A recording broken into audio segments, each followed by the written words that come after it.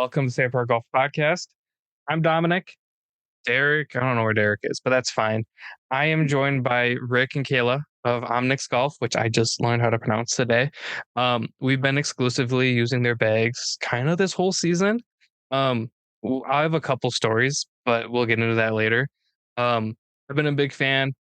I love kind of Rick and I were talking about it. Obviously, it's a Taiwanese brand, but I love kind of the Japanese, Korean flair that is coming out in golf right now, and I feel like they definitely embody that. So, Kayla, Rick, thanks for joining me.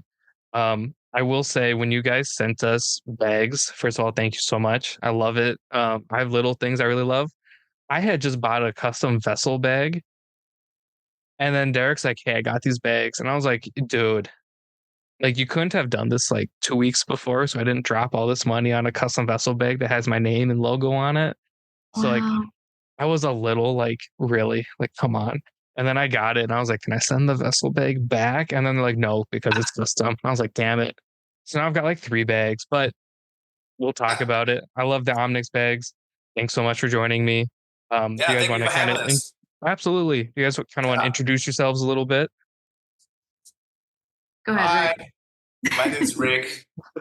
I'm the person in charge of OmniX marketing and sales in the United States.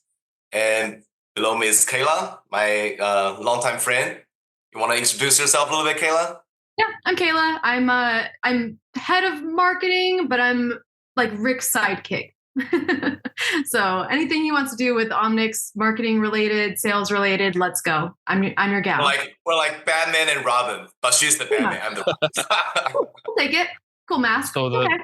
the bag in Kayla's background is the bag that I have. I'm a big fan of pink. So as soon as we were like, "Hey, just pick what color bag you want," I saw that one, and I'm like, "It's the bag for me." Sweet. Um, This is your bag. I mean, that's not like my personal bag, but like I have that same bag, yeah, with all my clubs in it. Listen, I'm a big fan Awesome. of pink, so my clubs have custom ferrules, and the rubber piece on them are pink, Right. so it matches the bag really well. So it's all tied together. My towel is pink, thanks to the guys over at Los Golferos. Yeah. On their pod, like, yeah, there's one pink one floating around Minnesota. That's me. I have 2 of them. So there's 2 pink ones floating around Minnesota. But yeah, that's my exact bag. Nice. Hey, pink's the new blue for boys, man. Come on. Yeah. Dude, I've always loved pink. So purple's my favorite color. Yeah. Um, so when there's no purple, I kind of go with pink. I loved the pink. It's so good in person. It's so good. It's so good. And we're matching. This is actually Here my we bag. go. Yeah. Oh, is it? Yeah. Hey, remember, like long time ago, remember that golfer Bubba Watson? His pink driver. You guys were still young, probably. His So driver used this bright yes. pink. You guys remember that? Oh yeah. So Bubba's Yeah, actually my right. favorite golfer.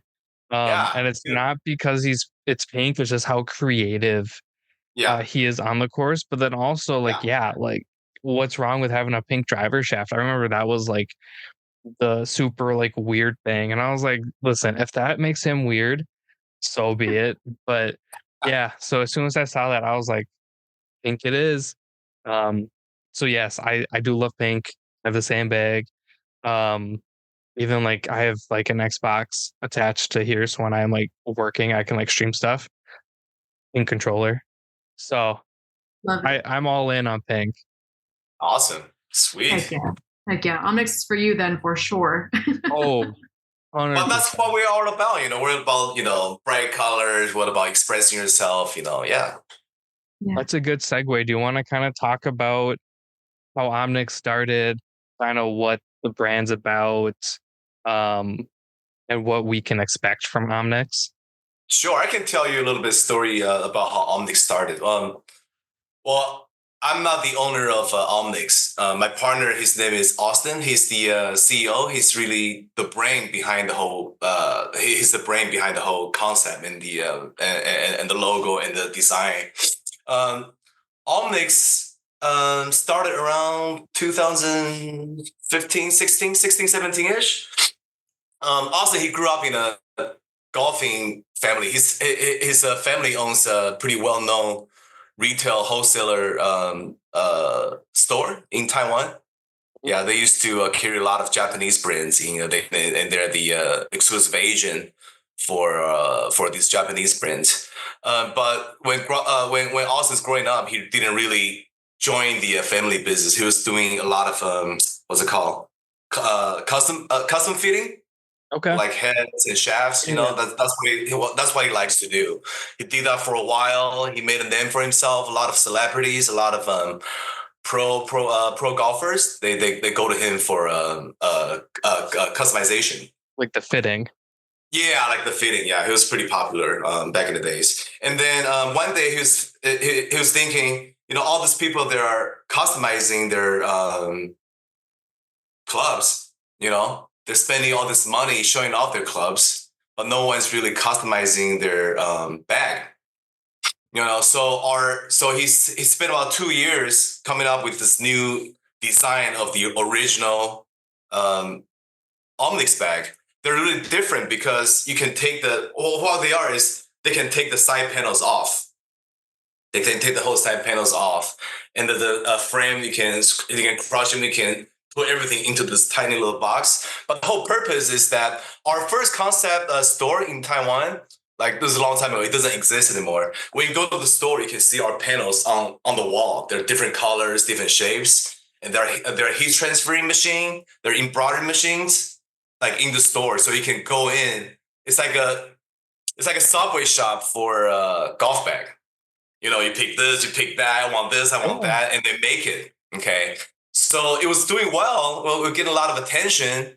The sales was good, but profit was really low because the mass, it just wasn't generating enough profit. The cost was too high, and Taiwanese market is way too small. So long story short, we kind of transitioned that into designing more like boutique, really flashy bags. And I think what really took us off is in COVID year around 2020 and 2021. I think we got really popular for two reasons. First reason is we have our own factory, by the way. So we design in-house, we manufacture in-house, we purchase everything in-house.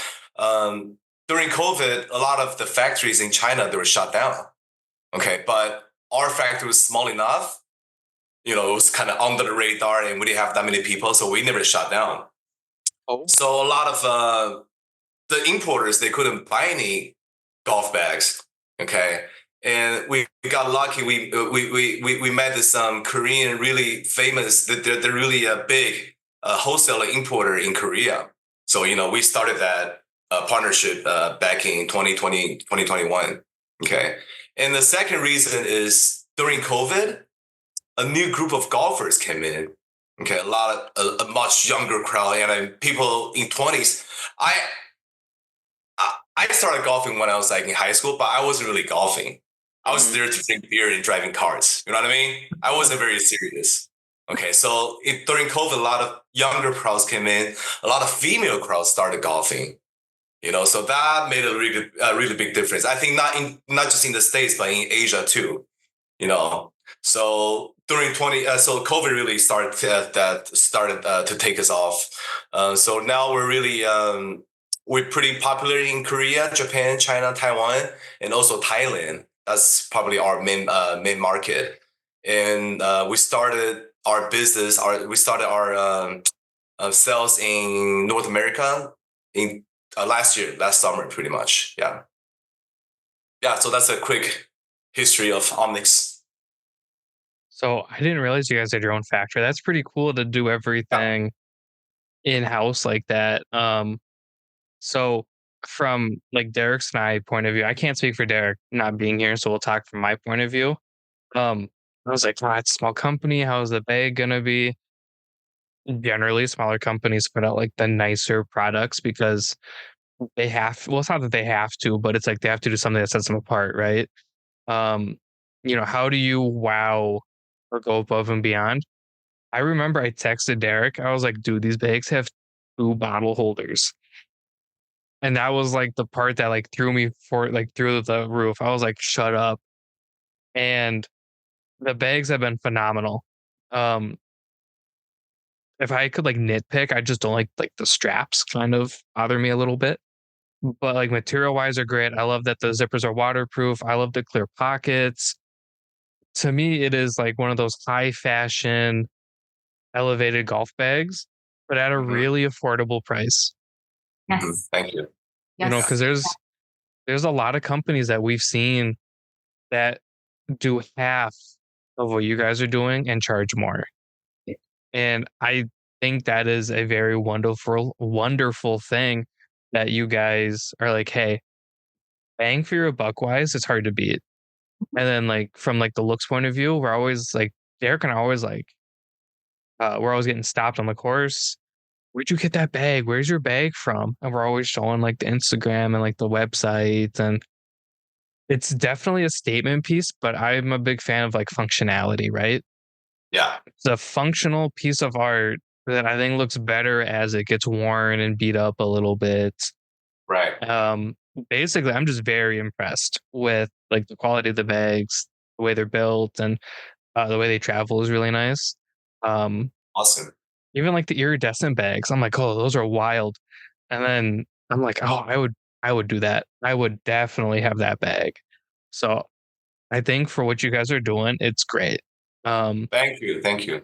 like, Yeah, and especially because like, I think because we all golf, it came from a golfer's perspective, and you mentioned price. I think that a lot of trending brands, the owner maybe they're really fashion forward, but they don't have that golfer's perspective, and we're able to keep our costs low because we have our own factory. Mhm. We don't have to, factory doesn't make a margin out of this. Everything's straight cost when we ship them out. So we're trying to benefit that back to the customer too. Yeah. I was having a conversation earlier. One of my friends is trying to transition her clothing brand into a golf brand. And we're trying to set her up with somebody else that we know to like bounce ideas off of. And the one thing I told her is consumers can tell when people are out for like a cash grab, right? If it's shallow or hollow, there's no story. I feel like it's one of those like flash in the pans and then they're done. Mhm. Where companies that consumers constantly go back to are the companies that have a story, evolve with time. You can tell that they truly love what they're doing. And it goes back to me talking about that the bag has two drink holders.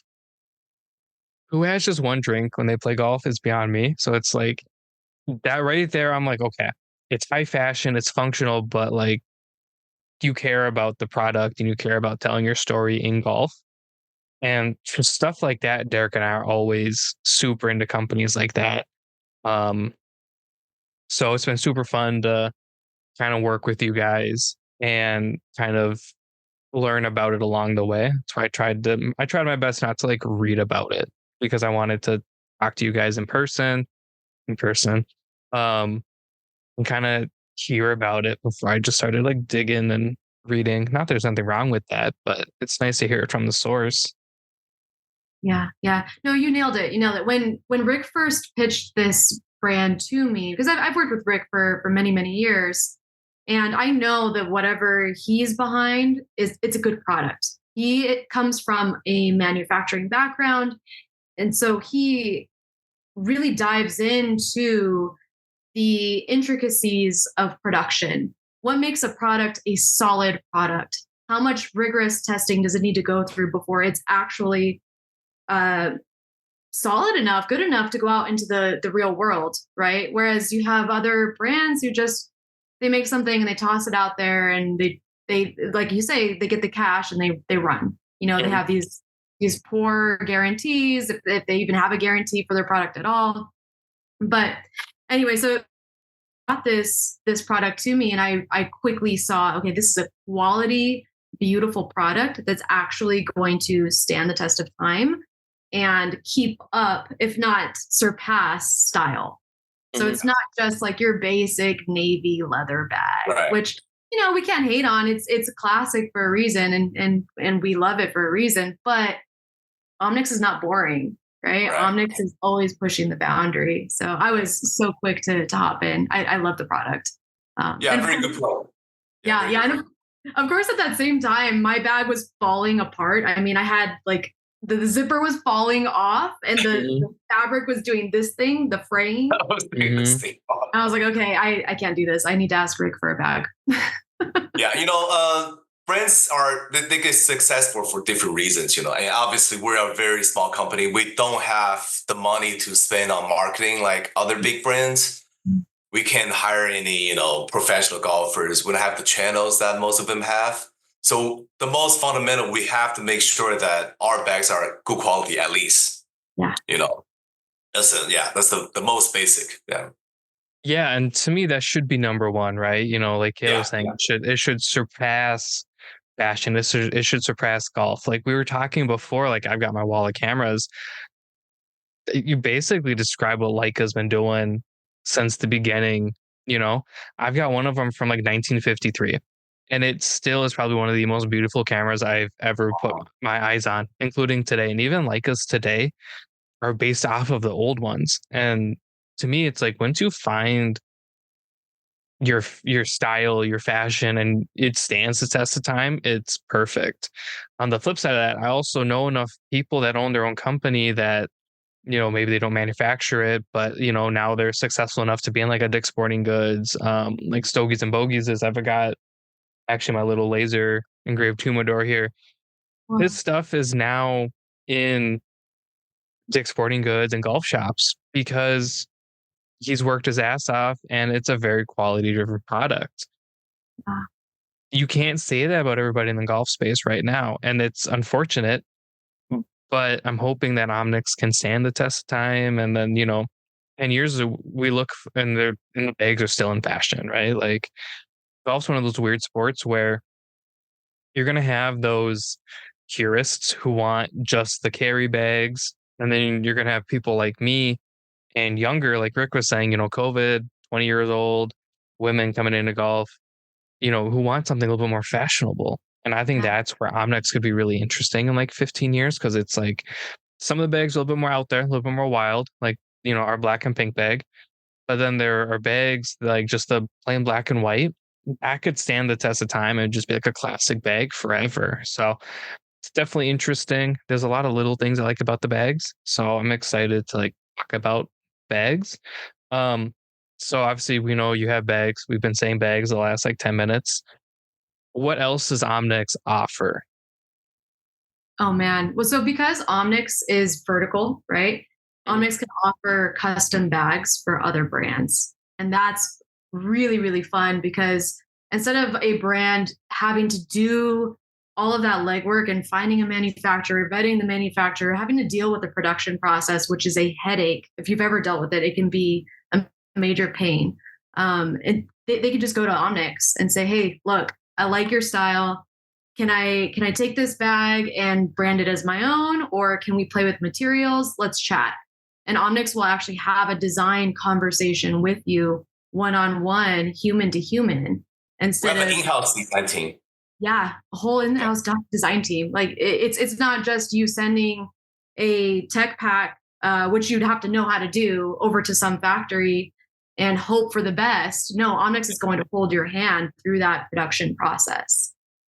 So that it gets me excited. Wow. Well said. And the other advantage is that because we own our own factory, so when we customize bags, if you pick from our materials, all the materials are already in the factory. Does that make sense? For example, if you want to custom make something, if you want something in pink, maybe it takes 45 days, 60 days just for the fabric to come out. But in our case, we have the factory and the raw material already. Okay, so the turnaround time is much faster, and the quantity that we can take, the customization quantity we can take is much smaller. Okay, if you want something made customized in the industry, maybe you have to make 300, 400 pieces. But with us, we can do much, much, much less. Yeah. Okay. Is that because you have your own factory then? You're not having to like outsource? Yeah. Okay. Yes. I've never designed anything. I like to think I have, but I've never like done anything like that. So it's super interesting to talk about. Like the most I've done is like design our like shindig merch, which I don't even do. I just come up with the idea, and then our designer's like, oh, great idea. And then he'll draw it up and everything. That's the extent of my design background. So it's always fun to like talk about it with people, and your own factory is super cool. Well, that's one thing good about us. That's what I mentioned, that we have an in-house design team that they do like golf products all the time, every day. Like if you want to do your own design, Dominic, you just give me a concept, give me your theme, give me a couple logos, and don't worry about the details and all the technical details. We have that worked out already.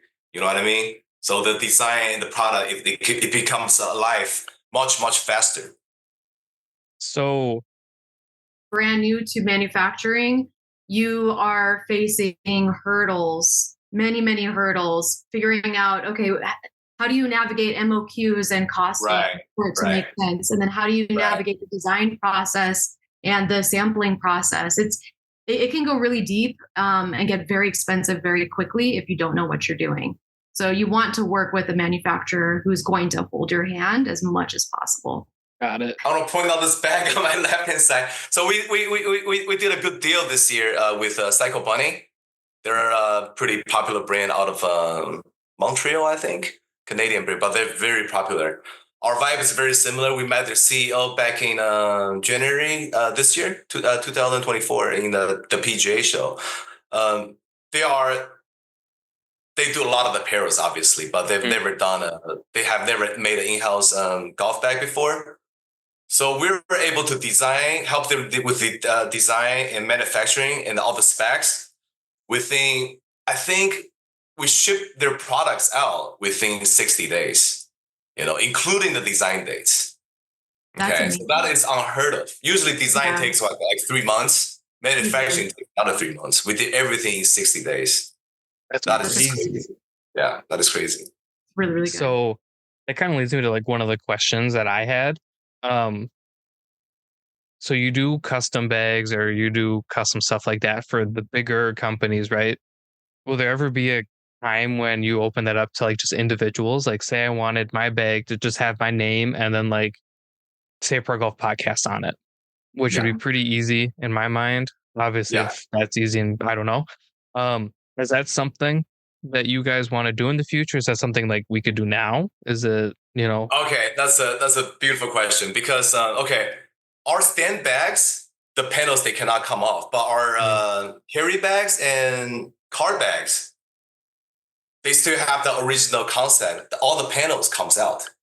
Okay, so the whole purpose. Well, we don't want to mention that yet, but in the down in the future, in the near future, that's what we want to do. Okay, where if we have partners in the States, it may be like, I think we can even do it right now. If you know like an embroidery shop, you can just take out our whole panel and give it to the embroidery shop. They can design, they can do the embroidery on the on the side panel. Oh, okay.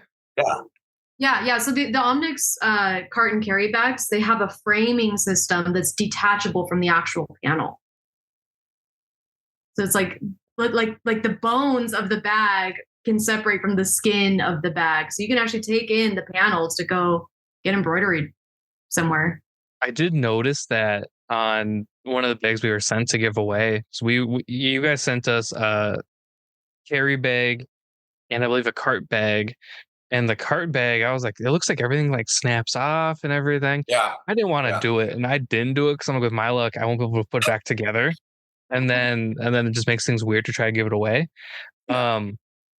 That's really cool. Is that is kind of like our phase? I mean, that's a great question. That's kind of our phase 3. Our phase 1, we're trying to establish that brand, that retail wholesale. We're trying to establish that business first, and also the private labeling B2B.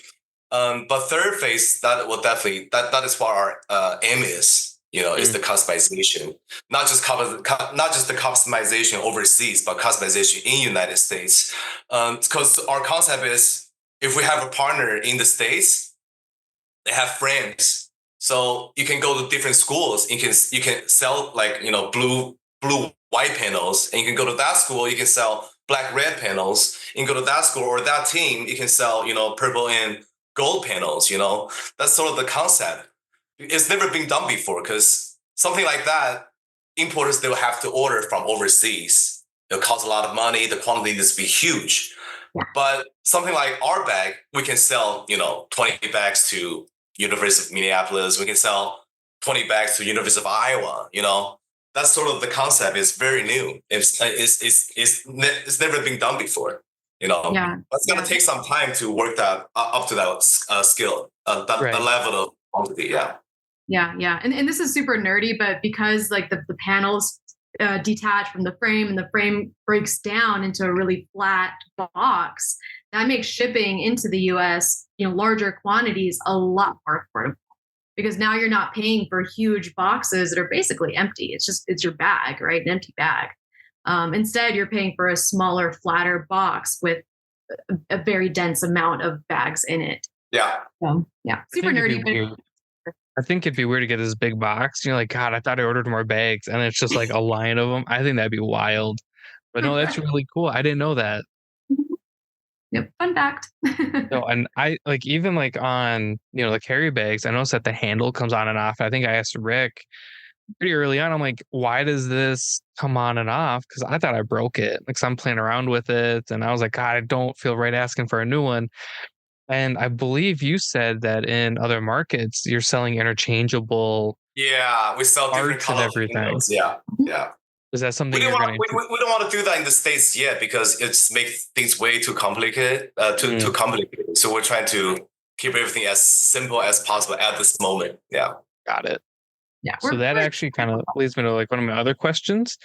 How has the US market kind of helped you or like changed your view on marketing? Because obviously it's different to market here than it is somewhere like Taiwan or Japan or Thailand or.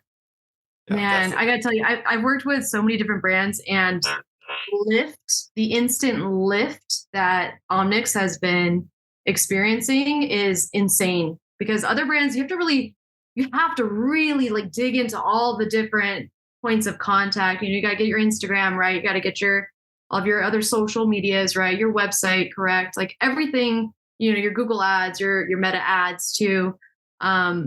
Everything has to be lined up, and you've got to do that for a while, right? Before you experience some really sustainable traction. But OmniX, I feel like we've just taken off. I mean, our conversion rate has doubled since last year. And we have a website, we have our Instagram, we're running some very, very light Google ads, and that's it. We're really not having to do a whole lot because the product is speaking for itself. It's gorgeous visually, and then when you feel it, the tactility of it is amazing. It has that luxury quality feel, and like you say, it's at a price point that's an entrance into golf bags. It's not you having to save up for a whole year just to buy your luxury golf bag. Yeah, like I said, I mean, quality wise is great. There's like little things that I notice and that I'm always impressed by. The magnets on those things are ridiculous. The magnet on the rangefinder pocket, what in the world? I've never had one that's that strong. And the waterproof zippers, I don't know where we're going with Rick, but we're on a mission. There's some construction going on right behind me. So yeah, sorry. Do you think a lot go ahead, Dominic. Sorry. Do you think like a lot of the success has kind of been word of mouth, social media, like he said, she said? Do you think that's definitely kind of been a big thing in the US? Absolutely. I'm seeing pockets of like friend groups reaching out all at the same time or purchasing all at the same time. So I'm seeing little buzzing in all these different areas. It doesn't seem as random as with other brands where you're just like, where else people coming from? They're all over the place, right? Yeah, and like I know we have our own little promo code, and I always get those emails where it's like, oh, someone used it, and I was like, I wonder where they're from.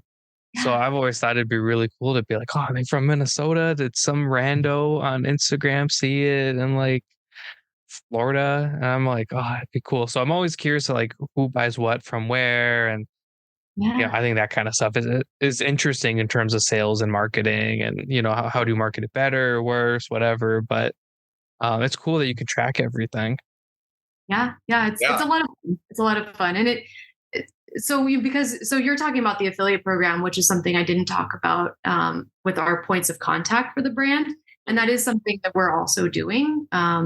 People can sign up, folks can sign up if they're interested in OmniX, and they can share it with their friends and make a buck. It's a pretty good buck too. It's not it's not jump change. So yeah, that's been really taking off too.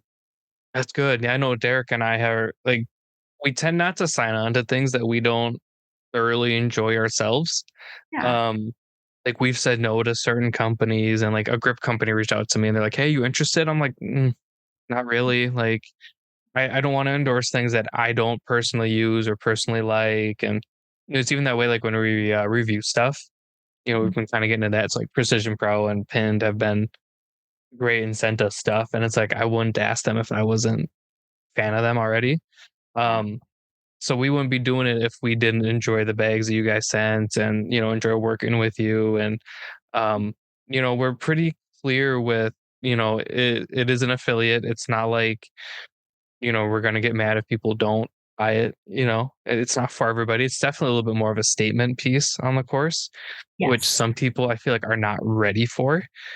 But then, like on the flip side of that, it's also just a golf bag, right? It's not like your entire outfit is iridescent or pink. As Right. cool as that would be. Which actually would be really cool. That's what I'm saying. Maybe you guys can make that happen. But beyond bags, what else do you guys sell? So it's like I have the matching umbrella. You guys have all sorts of cool stuff on your website as well. Yeah. I want to mention two things. One is we sell a lot of things in Asia. We actually sell shaft, we sell club heads, we sell putters, we sell some very basic garment pieces. We sell balls. You have a rangefinder too, correct? Yeah, we sell rangefinder. Yes, I saw that. I was like, that's cool. But because North America is such a new market, and we're a little bit conservative, and like I said, we don't have the big budget as other companies. So we're really trying to establish things slow and one thing, just baby steps at a time. Yeah. Because once we start selling everything, we have to import everything. We have to, do the warehouse, inventory control, duties, taxes, all that fun stuff. Yeah. I have to do them. So maybe next year. Yeah. Okay. And second thing I want to mention is you mentioned how the market is a little bit different. Our statement piece are the transparent and the rainbow series. Okay. Yes. Interesting. And goes back. Okay, when we talk about OmniX, it's not just about fashion; it's about innovation. And innovation, not just in the sense of fashion, innovation in the sense of material, in the sense of frame. We really try to upgrade our bag. For example, 20 years ago, you look at driver heads. Okay, now they look different, obviously, but the science behind it, the physics behind it, it improved. Yeah. So our golf balls, if you look at 20 years golf ball and versus now, shoes, shaft, everything, even the golf carts. But what hasn't improved in the past 20 years? Golf bags. They're made in the same cylinder, plastic, PU, they're exact, like 99% of the bags in the United States, there's the same technology as 20 years ago, maybe even 30 years ago. Okay, that's what we're trying to do in-house. A lot of people don't see it. Okay, we try to upgrade our frame. To open up a frame, it takes a lot of money. You have to, you have to develop all these molds, and also fabric. We try to use fabrics that other big brands don't use. We try to challenge ourselves because, we try to offer something different and, something that everybody else don't want to spend the time and money into. The transparent bag that we sell very well. Too bad that it didn't sell as much as good as we expected in the United States. I don't know what the reason is. Maybe people think it's maybe cheaper looking on the transparent. But I want to go in detail on the transparent. Okay, we all have jackets, right? Like jackets. Yeah. I want to mention this because I come from an apparel background. A lot of cheaper jackets, they have a lining. You have an outside layer and an inner layer. A lot of cheaper jackets. You know why that is? Because the sewing done so poorly But the easiest way is to put a lining inside, so you don't see the inside of. You don't see that all the sewing in the. You know what I mean? Yeah, Hide I it. never thought of that. Well, yeah, Photo number that's one. what we do. So if you go to, so most of the nice single layer bonding, higher quality jackets like single layer, you're not gonna find them unless you go to like North Face, Patagonia. You Yeah. know, a lot of cheaper. If you go to Walmart, you're gonna find 2-layer jackets. You're not gonna find these single layer jackets because they're harder to make. Okay, Right. going back to transparent bag, the machine that we use are the same machine that Gucci and LV uses. It's so stupid. Nobody does that. Only Austin does that. He buys his machine. So all the sewing needs to be perfect because everything, all the defects and all the ugliness are how do you say this? Are front of your face. Right. You can't hide them. Yeah, that's what I'm saying. You cannot hide them. People So get they're incredibly fixated hard on to it. make. The time it takes to make one transparent bag is equivalent to 2 or 3 regular, tailor-made pin bag that you see at, Golf Galaxy. Sure. Yeah. So for context, I also have a fashion background. Obviously, not as wise as Rick over here, but I'm like geeking out right now. That is so cool.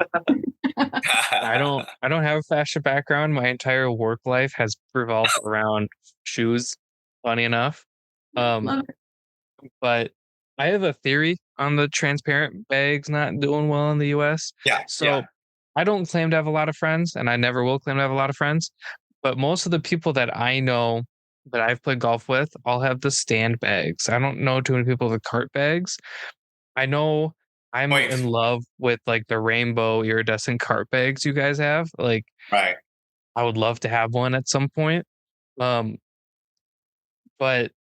I don't see many people carrying those here. I don't know if that's different overseas, but here it's like a lot of cart or stand bags, stuff like that. So I wonder if that could be some kind of correlation. You know what? That's such a good observation. Okay. In Asia, I've golfed all over Asia. I've golfed in Japan, I golfed in Taiwan, China, Thailand, everywhere. The percentage of people that carry our own bags on the golf course is probably it's probably less than 1%. That's what I'm trying to say. When we golf in Asia, you're expected to have a cart and 2 caddies. The price comes with, you cannot even say, you know what, I want to drive my own car today. The golf course does not allow you to do that. Okay, the sport itself is a little bit different in Asia. It's a little bit, I wouldn't say luxurious, but this is how it is. In the Philippines, you'll have a guy who actually mounds up the dirt for you as your tee. They don't have tees. You have a guy who runs over and mounds it up for you. And places your ball, and then you can drive. Right, it's different type of sport. Yeah. So when we go to golf course, you drive your car up to this little drop-off box. You drop your car off, and that's the only time you got to touch your golf bag and your golf clubs. Okay, so that's why people don't use stand bags in Asia. Yeah, we don't have that here. Not at least at courses I'm playing. Well, they have it, but they cost a fortune. A fortune. That could be it. I think I have one friend who uses a cart bag. That's it. One friend out of who knows how many people I play golf with. So right.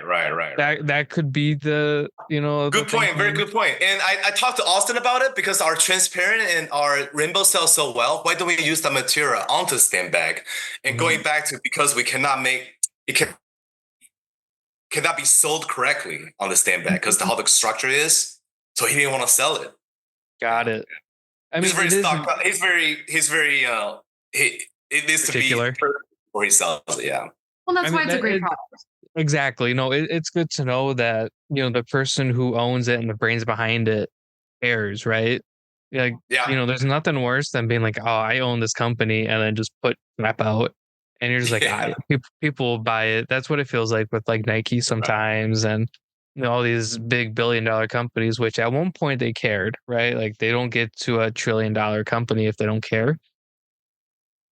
But I feel like people lose that along the way. So it's nice to hear that they're like, hey, it just doesn't work. And then here's X, Y, and Z. I do like that some of the compartments on the stand bags or the carry bags, are transparent and see-through though. So I do like that. Um, because I'm looking on the website right now. I always love seeing my bag, seeing the Night Sakura bag. Gorgeous. Um, I think the closest one to like those high quality iridescent bags would be like the deluxe strawberry bag, correct? With the iridescent cover. Yeah. Um, but I believe my bag came with no, it was a clear cover. I don't know where it is, but I have one. Um, no, I think all the bags are just gorgeous. And then I know one bag that I might actually end up buying, which is really dumb of me, but I'm gonna do it, is the new Sunday bags you guys came out with. Oh yeah.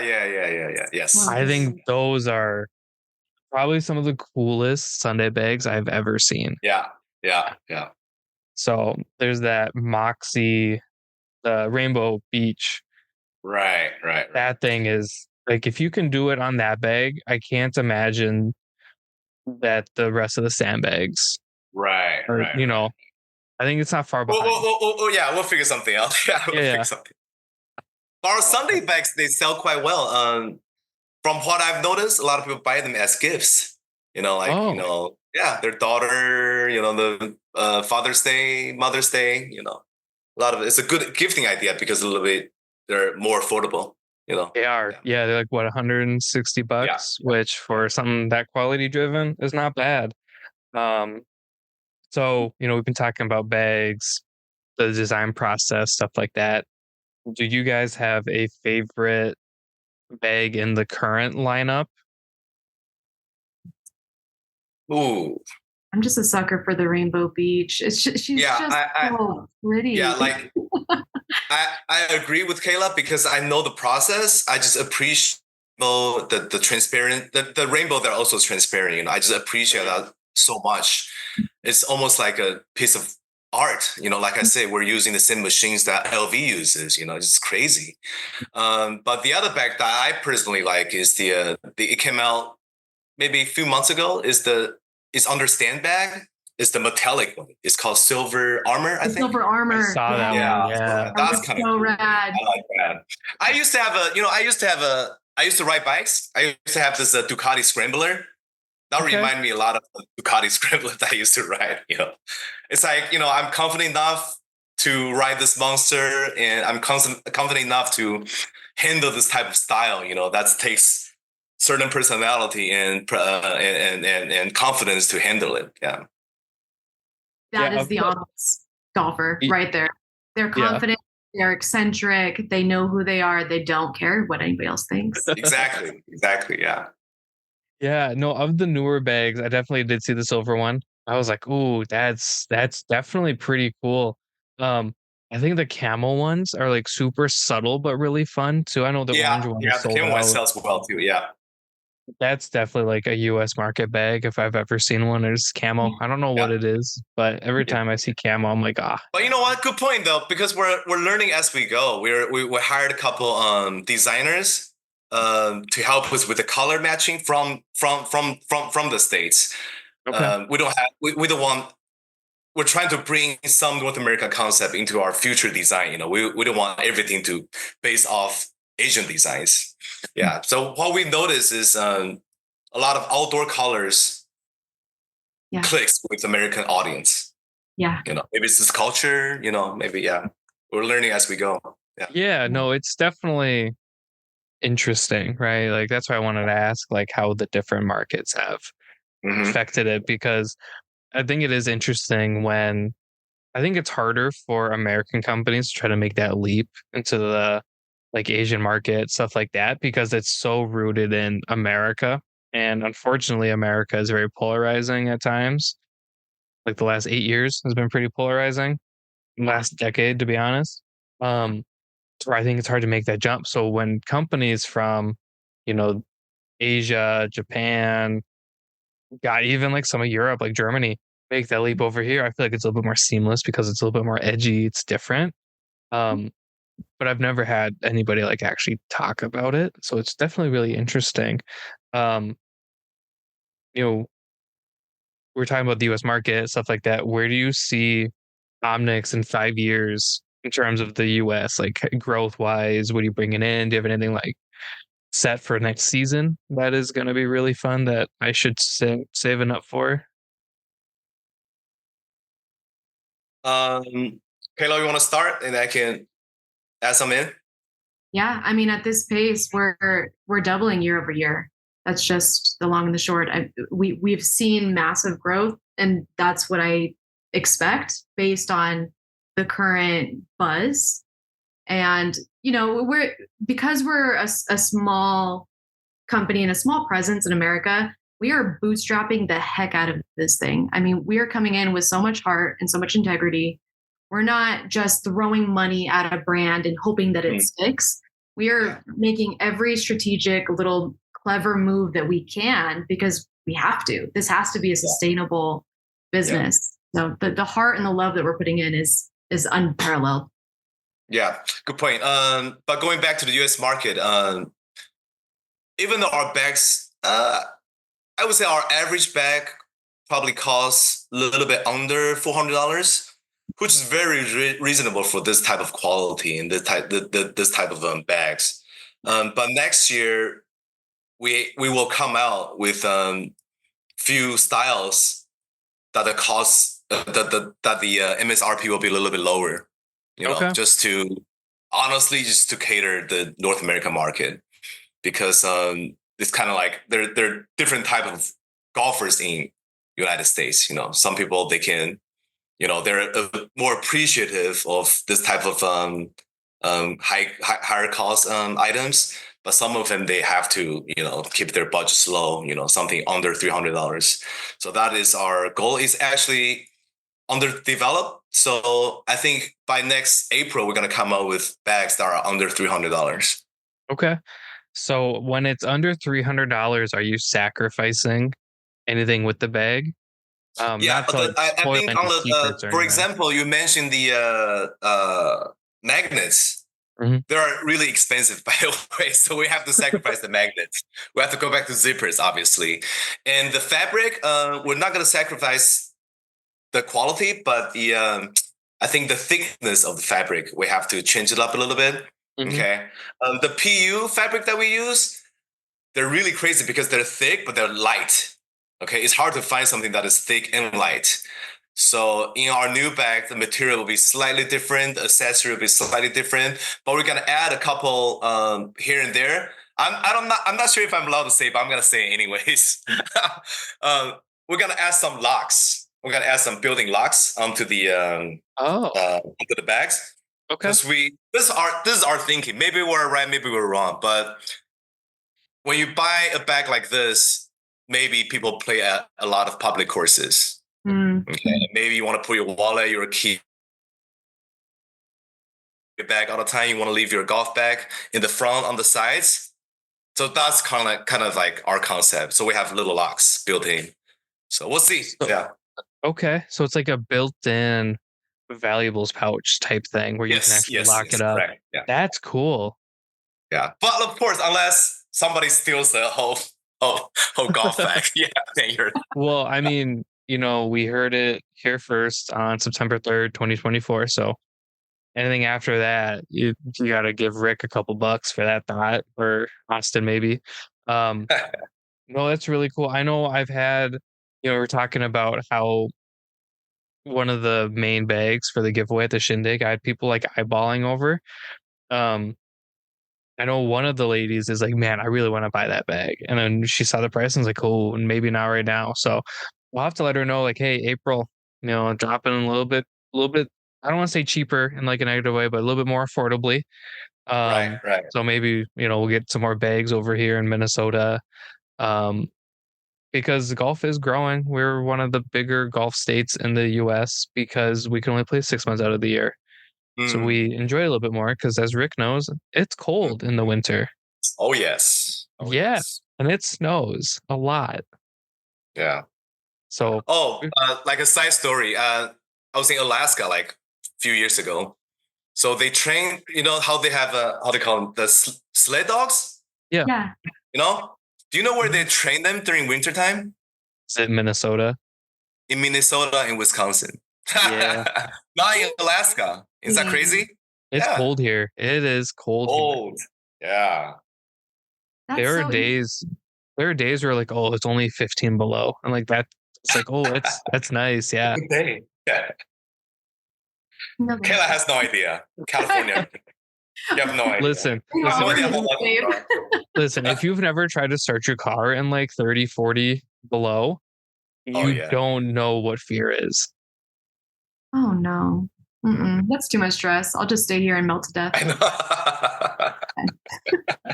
know. No, I love it here. It's so fun.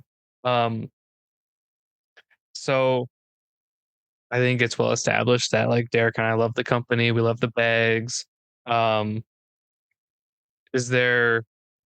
I don't even know what I want to word it. So from your guys' point of view, is there anything that can help push Omnix just to the next level, right? Like, is that something you guys want to do? Are you pretty content with being like a smaller company? You're trying to get into stores, stuff like that? I guess a little bit of both, you know? Yeah, we definitely want to take things not slow, but I guess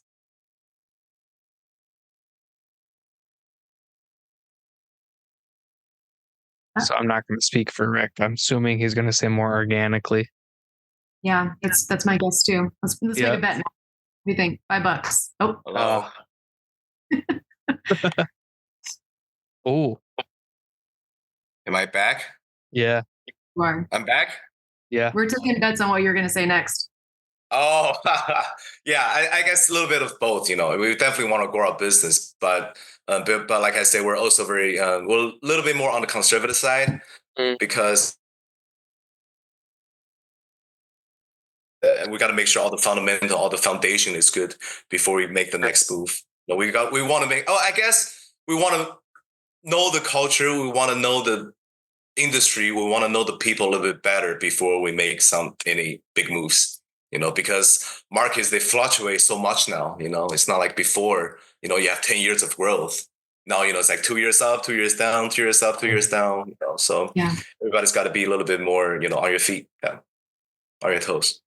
Yeah. Well, I'd imagine you also don't want to jump in too early and kind of like be ahead of your time, where now it's like, that's actually happened a couple times. So like I mentioned, you guys, I work at the running industry, so I've got to work with brands like Hoka and see Hoka just explode onto the market. Hoka had a shoe called the Bondi X, came out a few years ago, and the Bondi X is basically their signature Bondi shoe, high cushion, whatever. And they threw a carbon plate in it and said, boom, here you go, market. What are you going to do? And the shoe flopped. And now we're all looking at that shoe where we're like, that shoe is ahead of its time. And now they're revamping it. They renamed it. They came out with what they're calling the Skyward X. It's essentially the Bondi X, but more streamlined and everything like that. Super nerdy me, I know. But like, you don't like, some brands can take that risk, right? Like a Hoka's not going anywhere. Point. Yeah. You know, you don't want to take that risk too early and then just there it goes, there, bye bye. You know, like there's an element of fear, but also wanting to succeed. You don't want to all in on a pair of jacks.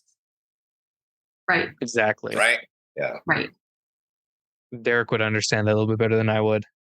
Yeah, I understand too, because I love Texas Hold'em, but I always lose money on Texas Hold'em. I think I'm good, but I'm in reality I'm very bad. Yeah. Oh no. Oh, you know what? Sorry. Another side thing. When I was in Iowa, I used to drive to Minneapolis to that casino. There are a couple good casinos in Minnesota. Which ones? I hope I remember the names. That's fine. Yeah. Anyway. That's fine. I know Derek and I went to one. This was, I think, before I was 21. So this was a long time ago now. Which one was it? I don't remember. Oh, Mystic Lake, because we call it Mistake Lake. Mystic Lakes. That's the one. That's the one I went. Yes. Yeah, Mystic Lake. Yeah. Derek and I love roulette.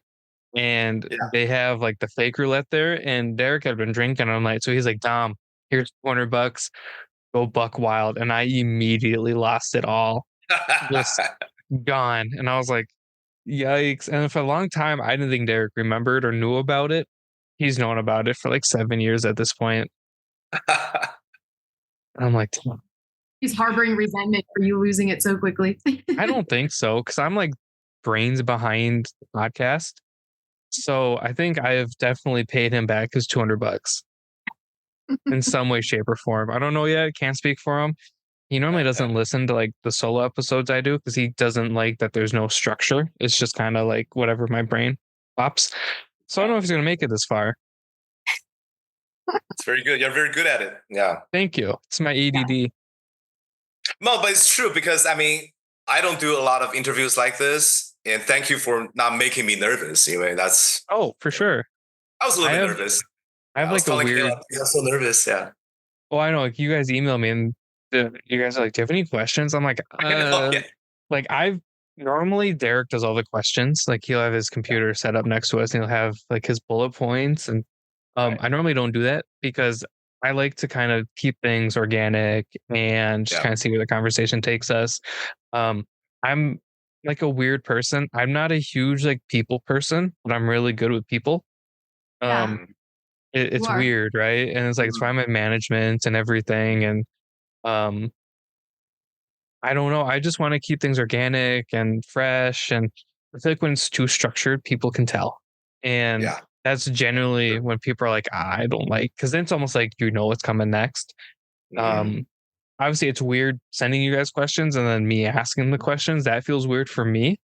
But if that's what I have to do to make you comfortable and help you not stutter through everything like you're worried about, I'll do that 10 out of 10 times. I have no issue with that. Plus, I did it all on my phone so that I can just refer to them here and it's not the end of the world. Nailed it. It is weird not having Derek with his questions though every now and then. I'm just like, oh man, what would Derek say? And then I'm like, I don't know what Derek would say. He's a little bit more, I don't know. I'm more like off the cusp. Derek's a little bit more organized and like structured of a person. We're like the good yin and yang to each other. Great. It's awesome. Compliment. I won't take too much more of your time. There are a couple questions that I know if I don't ask, the fans would be really mad because we have like a short rapid fire segment and people always look forward to it. I just have a couple, I promise. So what's your favorite club in your bag? Kaila, go ahead. So it was my driver maybe a few months ago, but now I'm at putter status because I haven't played in a while, and the putter is the only thing I can control at this point. I'm a mom, and so getting out is difficult. I need some sort of control in my life. Sure. I'm a toddler. What kind of putter? Oh, just anything I can play with. I am at this point. I'm taking whatever I can get. If I can just get out, I'll take it. For Again, I'm a toddler. Like it's a different life. Yeah. Yeah. But Kaila, you didn't golf for that many years, right? Like 6-7 years? No, I was a pandemic golfer. So my husband's been playing since he was in high school, and he and I've been together for 12 years now. And so the majority of our relationship was him trying to drag me out to the course with him and me thinking that golf was too boring, which was really silly. Oh my gosh, I totally missed out. And when I finally got out, I was like, oh man, why would you like push me even harder to go? Right. But he knows better than to push me because I'm very stubborn. So, Nice. Here we are. I love it though. It's so challenging. It is, right? I feel like golf is one of those things where you kind of have to find it on your own. Like if you're forced into anything, you're not going to like it. Like my parents forced me to eat like onions and stuff. So I don't like onions. It's like you forced me to eat it. I didn't like them. You made me sit at the dinner table for hours. And like, no, I'm not for it. Golf is one of those things where it's like when you find it for a certain reason, right? Like, you're married, kids. I'm not married, don't have kids. I've got a dog, and that's enough. I'd imagine it brings some kind of peace, some tranquility and stuff like that, where maybe when you were younger, you didn't need that. So I think that's kind of the interesting thing with golf versus other sports. Yes, yes. It's a sport that forces you to slow down and take stock. Mm-hmm. How am I experiencing this game right now? And what can I do to adjust myself, my mentality to enjoy the day? Otherwise, you can get sucked into the hole and not enjoy the day. Why choose Oh that? yeah. Yeah. I've seen that. Like there are certain, like I just played around with a couple of my friends, and actually one of them is the one who really wanted the bag, and you could tell it's like when she hit a bad shot, she was just done. Yeah. Like that was it, and she just got super like frustrated. And I'm like, I get it. I've been there. Mhm. Mhm. Where there are a couple holes, I'm just like, you know what? Like short par three, let me hit like a knockdown 2 iron and just see what happens. Like let's play aggressive and um like what's the worst that could happen? If you have that kind of mentality going into things, it makes golf a lot more enjoyable. Yes, golf is a metaphor for life. Mm. If you can just relax and experience the moment, whatever the moment is, even if it's a Mhm. nasty chunk, well, Mhm. you can have a better experience of the day, of your Yeah. life. Yeah. True. True. Rick, what's your club? Oh yeah, I was gonna say I'm not very good at driver, but I think my favorite is still the driver. I Yeah. enjoy I enjoy handling this thing that is incredibly hard to handle. And when I drive good, I get that confidence. Usually, I do well on the hole. Yes. And when I don't do well, it's all about the second shot. But yeah, I think driver's my favorite club. Yeah. Mhm. Hate my driver. Hate it, hate it, hate it. Like, uh-uh.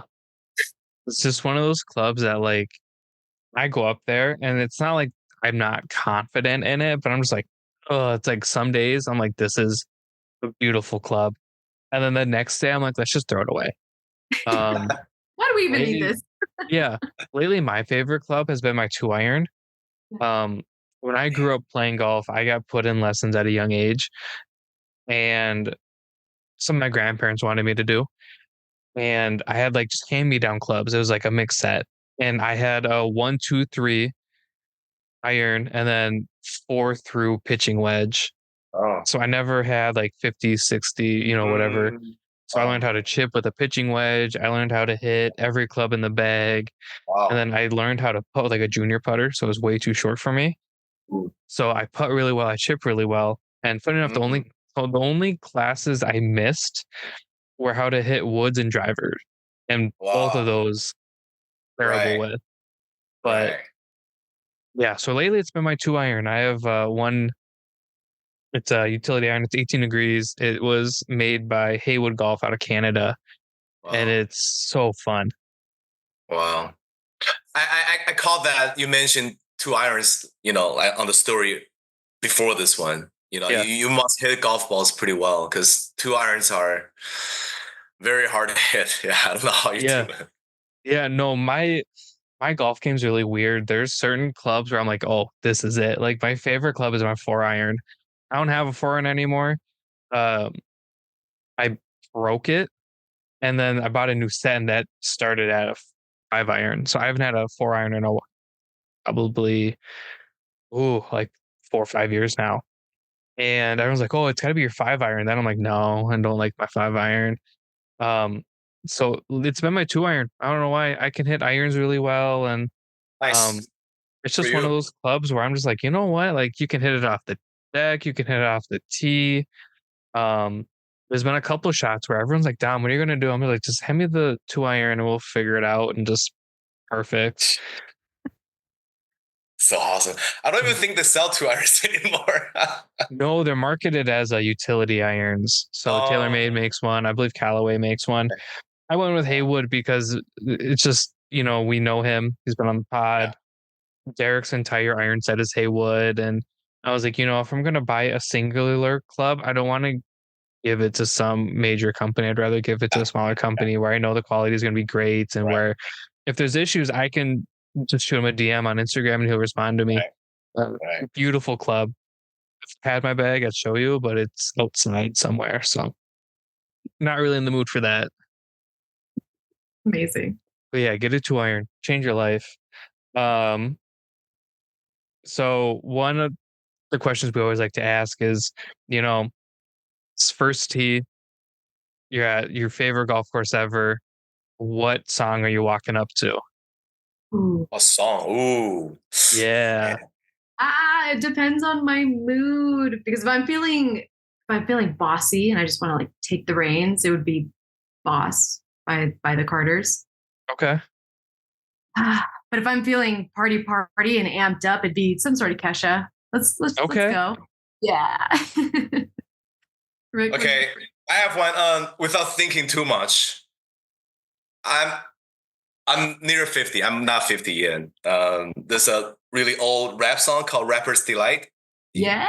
You guys know it? Yeah. No, not Coolio. No, not Coolio. No. Okay, wait. Rapper's Delight. No, Not it's Rapper's not Coolio. No, I'm thinking of Paradise. Rapper's Delight is and they start breakdancing. I used to breakdance back in the day. I was thinking of Paradise. Yep, you're right.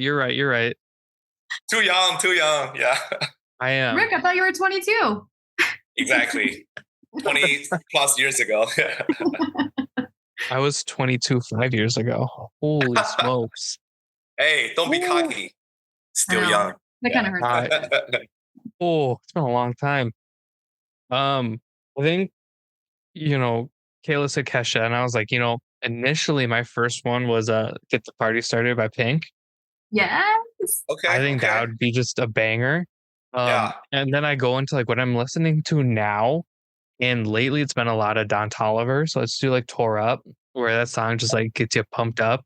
He's like a rapper R&B guy, but his new album uses like a lot of like metal samples. So it's a lot of heavy guitar riffs, which is super fun.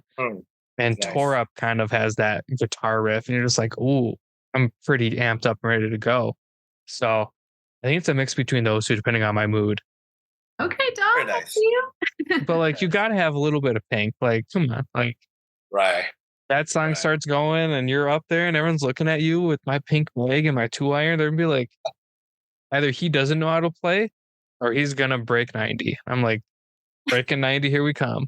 Yeah. You know what? But like, it's obviously personal preference, but I think we're all wrong. Our song is too exciting, I think you're supposed to listen to like Oprah, like, oh.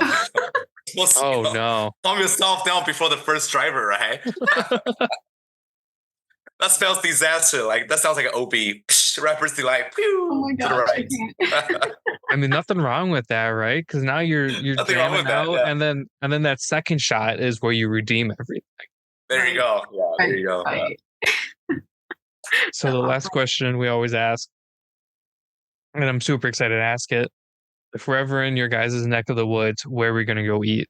You can do every meal. You could do just dinner. You could do just lunch. But I'm excited to kind of see the differences. Oh, okay. So word on the street is that you like tacos, right? It's not a hard one to find that I like, but yes, I do enjoy tacos. Okay, so tacos, California tacos, we do it very particularly. If you go to the wrong taco joint, you're missing out. Okay. I've heard. So there's a fish taco joint over on, what is it? It's Vermont. It's in LA. This is going to bug me. It's Vermont. It's over by the 5, but it's called Best Fish Tacos in Ensenada. Little tiny hole in the wall joint. You've got your salsas out. I mean, maybe that was pre-pandemic. I don't know if they still do that anymore, but your fish tacos, that's where you go. So you're in an interesting position because I have good friends who live in the LA area and they listen to this top to bottom. Mm-hmm. So I can almost guarantee you I'm going to get a couple messages where they're like, Dom, she doesn't know what she's talking about. And then I'll get somewhere it's like, oh, she knows. Yeah. Best fish tacos in Ensenada. If you're coming at me about that spot, if you don't agree, we can fight. What kind of fish is it? Like mahi? Is it? I don't know. I don't know. It's like a whitefish. Flaky whitefish and the best batter you can imagine. It's so good. And the place is an experience. It's a hole in the wall, but you can dine outside, enjoy the LA sun. It's lovely. I miss it. Yeah. I used to live right down the street. That'd be bad for me. Yeah. I don't have a perfect answer, but if you ever come to Taiwan, a lot of good food in Taiwan. Okay. Because Taiwan's eating culture is very unique because it has a lot to do with, because Taiwan, China, they had a civil war many years ago. So a lot of mainland China their food, you can find them in Taiwan, and there's also local Taiwanese food. But because we're close to the Philippines, so a lot of islander food is also involved. And Taiwan used to be a colony for Japan, so there's a lot of Japanese food here too. So it's kind of like you have all this type of culture. They all mix together, and after decades of improving and changing, there are a lot of Japanese people, they come to Taiwan to eat Taiwanese Japanese food, because Taiwanese Japanese food does not exist in Japan. You know what I mean? Yeah, a lot of changes. Yeah. Interesting. Yeah.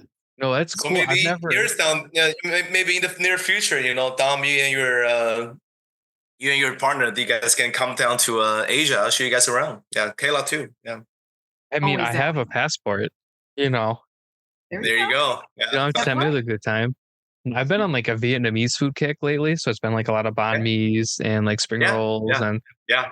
Yes. It's kind of cool. I never thought of Taiwan as being like a big.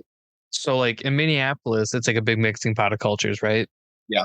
We've got one of the biggest Hmong populations. Okay. Yeah. In the U.S., so like there's tons of good restaurants and everything. I guess I didn't correlate that with Taiwan being where it's located. So it's kind of cool that it's like a big fusion of everything. Yeah, it is. Yeah. I'm in. Yep. I'll be there. We're going. We got the tickets. So. Well, Rick, Kaila, thank you for joining me. I wish Derek could be here, and I'm sure he's kicking himself. I might call him later to make sure he's make sure he knows what he's missing out on. Anything else you want to add about OmniX? Anything we didn't talk about, anything we missed? I think we got it. You know where to find us. OmniXGolfUSA.com, Instagram at OmniXGolfUSA. We'll have a giveaway coming up in a couple months. So just stay tuned. Make sure you're the first one to enter. Yeah, follow our IG. Yeah. Mm-hmm. I believe you can use SafePar 10, or is it just SafePar? One of the two. You get 10% off your bag or your order. I know I bought an umbrella using it because it's been raining here in Minnesota like crazy. It is the biggest umbrella I have ever owned, by the way. Thing is massive, and I love it. Everyone's like, Dom, why did you order this umbrella? And I opened it. I'm like, that's why. Huge. But thank you for joining me. Thank you for sitting down. And I hope we can do it again in the future. Yeah, same. Thanks for all the love. Thanks for having us. Yeah. Thank you. Thank you for being such a good host. Yeah. And thank you very much. Thank you for having us. For sure. Anytime.